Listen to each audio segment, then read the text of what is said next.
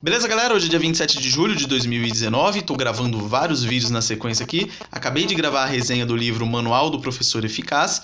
Se você não assistiu o vídeo, procure aí, deve estar logo antes ou logo depois desse aqui que eu tô gravando. E agora eu vou fazer algum comentário a respeito desse livro aqui, A Vida Religiosa dos Estudantes de Teologia, escrito pelo B.B. Warfield, autor aí teólogo aí do século XIX. Esse livro, que não sei se é livro, é tão pequenininho, né? É um livrinho, olha, finíssimo.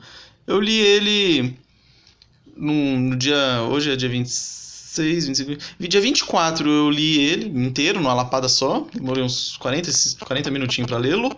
E agora no dia 26 eu li de novo para pegar mais alguns detalhezinhos lá. Muito gostosa a leitura, muito importante, muito interessante. Ele vai estar focado ao estudante de teologia. E a ideia principal do autor é dizer que o estudante de teologia, ele não pode só focar na parte técnica, no aprendizado teórico. Ele tem que conciliar isso com sua vida prática cristã. Então, que inclusive é mais importante do que essa aqui. Então, se você for escolher, lógico que essa vida prática aqui de piedade cristã é mais importante do que o conhecimento teórico. Mas o ideal é você conciliar essas duas coisas. E é isso que ele vai bater nesse livrinho, que é pequenininho, mas tem bastante informação. Inclusive, a resenha que eu fiz dele, ó, tem até bastante coisas interessantes aqui. Para começar, o seu autor, B.B. Warfield, foi um dos maiores teólogos reformados conservadores que defenderam a ortodoxia calvinista. Quem acompanha o canal aqui sabe que eu sou membro da Igreja Presbiteriana do Brasil, cuja linha dela é calvinista.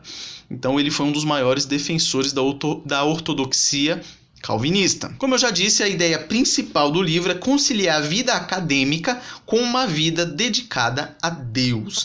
Porque acontece demais isso aí. A pessoa entra no seminário e esquece aquela vida de comunhão com Deus e acaba só focando nos estudos. Acaba virando um teólogo sem uma vida de comunhão com Deus.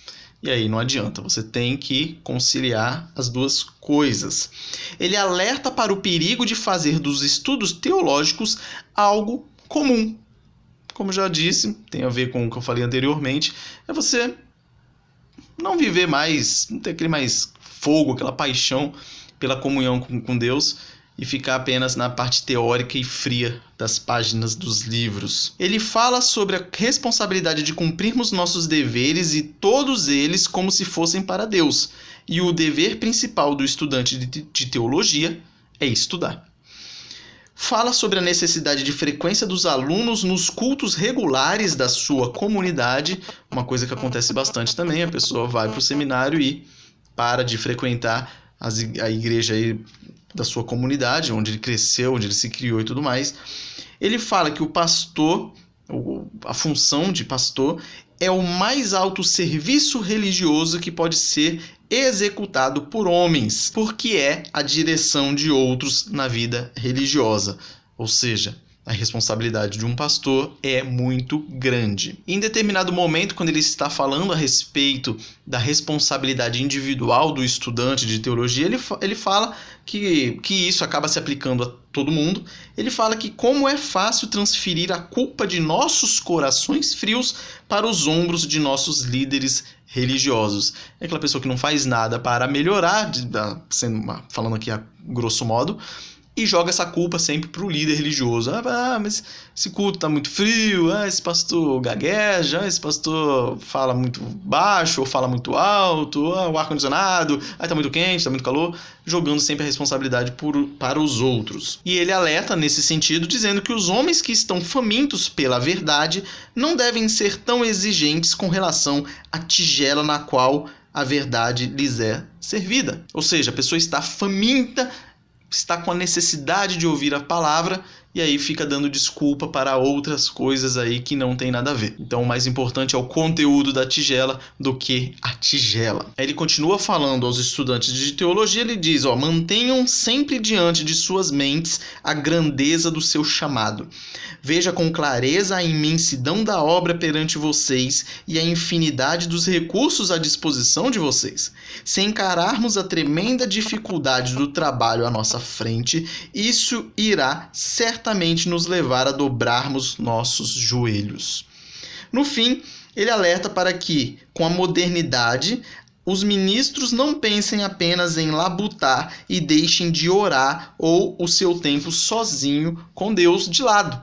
Ou seja, perca a sua profundidade espiritual. Esse é o alerta final para a pessoa ou para o estudante de teologia não querer, ou depois de formado o pastor, não ficar apenas se dedicando à labuta do trabalho religioso, que a gente sabe que não é pouco, e deixe a sua vida de comunhão com Deus, aquele silêncio que você vai refletir a respeito da palavra de Deus, que você vai orar, vai se derramar ali perante Deus e acabe deixando a sua vida espiritual muito superficial, porque você não está aproveitando esse tempo de intimidade com Deus aí. É o último alerta que ele faz. Muito interessante esse livrinho, não é fácil de achar, inclusive não achei na editora Cultura Cristã aqui em São Paulo, que na verdade uma amiga minha que foi lá e falou que não tinha, não estava achando pela internet para comprar, e aí eu ganhei de presente do pastor da minha igreja. Então, resumindo, é tão pequenininho, mas muito profundo, muito importante para os alunos de teologia,